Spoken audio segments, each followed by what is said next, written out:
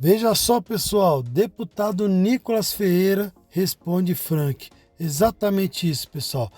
Frank fez uma live um tempo atrás falando sobre o deputado Nicolas Ferreira, que não se pronunciava pelo PC aqui de São Paulo.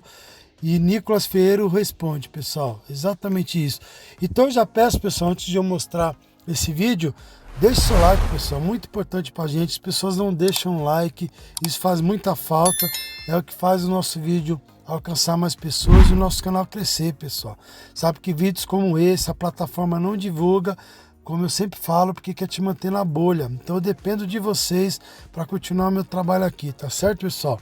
Então conto com vocês. Deixe seu like, compartilhe, se inscreva no canal e comente qualquer coisa para engajar mais o vídeo, tá certo, pessoal? Então vamos lá. O deputado Nicolas Ferreira, né, respondeu o Frank. Isso foi no dia de hoje. O Frank fez uma live há 3 dias atrás falando que o Nicolas Ferreira, que tinha é um dos políticos com mais engajamento, nunca se pronunciava pelo CRI em São Paulo, né? Não só em São Paulo, mas em todo o Brasil. Nós estamos vendo que está dominando tudo, está em todas as áreas, estão dominando tudo, estão fazendo o que querem, tem trafique sendo solto, de alta periculosidade aí, sendo solto, né? Pela porta da frente, ninguém fala nada, ninguém se pronuncia, e o Frank cobrou isso em uma live sua, tá certo? E aí eu vou passar aqui a live para relembrar quando o Frank cobrou o Nicolas Ferreira. E logo na sequência eu vou passar o Nicolas Ferreira respondendo ele. Então dá uma olhada aí, pessoal, só para a gente relembrar a live que o Frank cobrou o deputado Nicolas Ferreira. Porque eles decidiram que só eles podem promover a internet para o cidadão de bem, para o pai de família. Então, o crime fez com que 200 famílias tivessem desempregadas. É o fim da picada. É o fim da picada, irmão. Tá aí, pode pesquisar aí que eu tô falando a real. Não fico de conta de biriri cascarola não, irmão. Entendeu? Aí vem o Nicolas hoje e faz um vídeo comparando, fazendo uma analogia totalmente desconexa uma da outra, que não tem nada a ver. Se você for ver a história, for ler a história, você vê que não tem nada a ver uma fita de uma mina, uma manifestante com batom, com uma mulher que se recusou a levantar do lugar que estava sentado. Irmão, ô Nicolas, usa o seu alcance, filho. Usa a sua influência, filho, pra falar de combate ao crime organizado. Para com essa parada, ninguém vai prender o Bolsonaro não, irmão. Se prender o Bolsonaro, é bota pra quebrar e já era, porque é injustiça e já era, irmão. Vamos focar na parada que tá real acontecendo. Hein? Vamos falar dos criminosos soltos pelo STF, Nicolas. Vamos focar nesse assunto, irmão.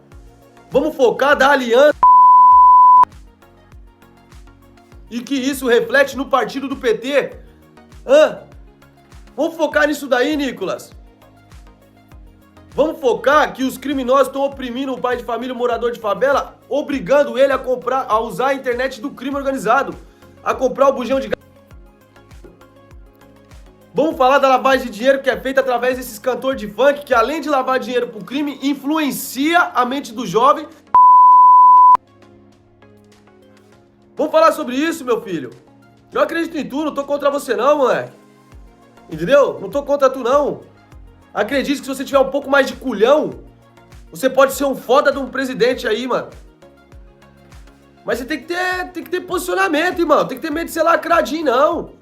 Tem que ter medinho de hater, não, irmão. Não tem que ter frescura, não, irmão. Entendeu? Entenda, Nicolas. Eu vi isso aí hoje, ó. Quando Deus quis fazer de Davi um rei, ele não te deu um castelo, não. Ele deu foi Golias. Entendeu, Nicolas? Quando Deus quer te levantar, ele te coloca um impossível na sua frente. Então usa a sua influência, a sua dicção, seu raciocínio lá, rápido, né? Usa tudo isso daí que você tem para levar para a mente das pessoas o combate ao... Como vimos aí, pessoal, o Frank realmente pegou firme, né, nas palavras, se referindo ao deputado Nicolas Ferreira, que hoje é o que está mais em evidência aí, né? É um deputado que sempre, tudo que ele fala, os vídeos que saem sobre ele, dá bastante visualizações porque ele realmente está em evidência.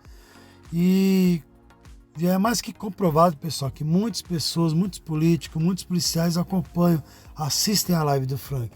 Então ele está sendo uma pessoa que está ajudando muito as pessoas de bem, né?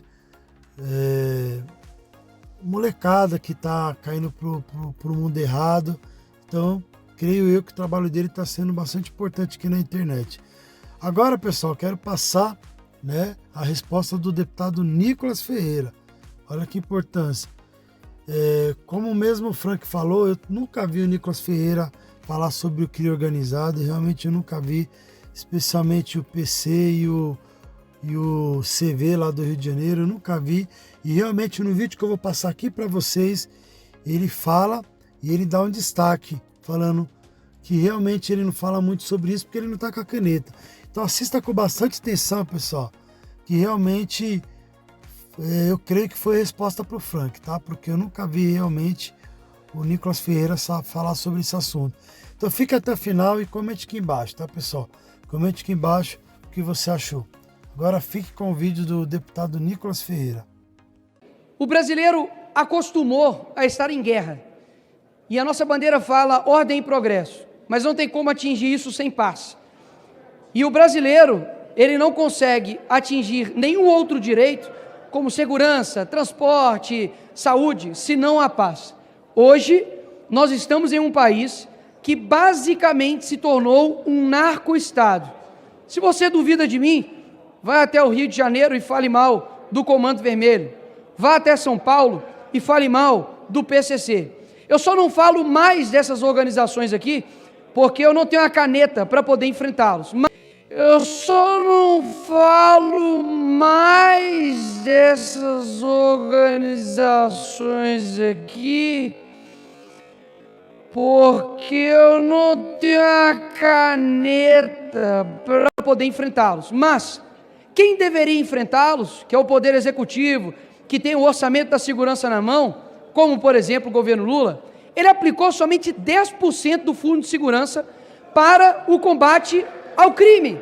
Ou seja, nós estamos lidando com uma normalidade do absurdo, onde nós temos pessoas sendo roubadas diariamente, sequestro, violência contra a mulher, nós temos umas dezenas de crimes, traficantes sendo soltos, cada vez mais a sensação de impunidade, tanto para crimes pequenos, quanto para crimes mais bárbaros, quanto para corruptos, sendo tratado como algo normal. Fruto que, aqui mesmo nessa casa, um deputado foi cassado porque falou, e um outro deputado que fez rachadinha foi absolvido praticamente. Qual que é o recado que o poder brasileiro, seja legislativo, executivo, judiciário, está dando para a população brasileira, para o jovem principalmente? Jovem, vale a pena ser bandido nesse país. Afinal de contas, de onde eu venho, o moleque ganha seus 100, 50 reais para poder ser aviãozinho do tráfico. Por que ele vai ficar na escola que não tem infraestrutura, que gente fica fumando na escola, onde não tem nenhum incentivo ao estudo, sendo que lá fora o crime abraça ele? Nós estamos plantando uma semente muito ruim para esse país. E vai chegar um tempo, hoje é 8 de abril de 2025, vai chegar um tempo que se os nossos governantes, principalmente o presidente da República, que tem a caneta na mão, não dá um cavalinho de pau nesse país, este país vai entrar em colapso, porque uma hora a água vai bater na bunda de todo mundo. Daqui a pouco vai ser filho de fulano de tal que tomou um tiro de bala perdida, vai ser o fulano de tal que é rico, influente, que teve sua filha sequestrada, vai ser um outro que sofreu um crime bárbaro. Aí nós vamos abrir o olho para o que está acontecendo no nosso país. É inacreditável as manchetes que a gente vê dia após dia. E a nossa justiça está preocupada com o quê? Sinceramente, juiz da Suprema Corte ficar fazendo ensaio fotográfico, primeiro que estava aparecendo, me perdoe, mas aqui. Segundo, Gilmar Mendes dando entrevistinha, falando sobre a opinião política dele sobre o dia 8. Você é o quê? Comentarista político? Não sabia não. Abre um programa, Barroso, exigindo, pastor Marco Feliciano, exigências do camarote da Sapucaí. virou estrela agora, fazendo live com o Felipe Neto. Ou seja, que tipo de exemplo a nossa Suprema Corte está dando para todo mundo? De que vale a pena não cumprir a sua função aqui nesse país. Vale a pena ir pelo atalho, afinal de contas, hoje mesmo aqui, essa casa aprovou com urgência mais 160 funções no STF para assessor, que vai gerar um custo para você de 22 milhões em 3 anos. É o mesmo STF que custa 1 bilhão de reais aos cofres públicos. Por que essa casa, a primeira urgência que foi votada aqui, foi Dia Nacional do Axé? Nada contra o axé. Daqui a pouco eu vou falar que eu sou axéfóbico. Não sou axéfóbico. Mas, essa é a prioridade do nosso país. A gente não está tendo taxa de alfabetização, um lixo. A nossa saúde, todo lugar que eu vou, as pessoas estão morrendo em fila de hospital, estava faltando insulina. A nossa educação está indo para o ralo. Segurança pública, o policial tem que lutar hoje com o bandido e com a mídia ao mesmo tempo, e contra o juiz. Não tem ninguém com culhão nesse país para poder ir acabar com a audiência de custódia, não.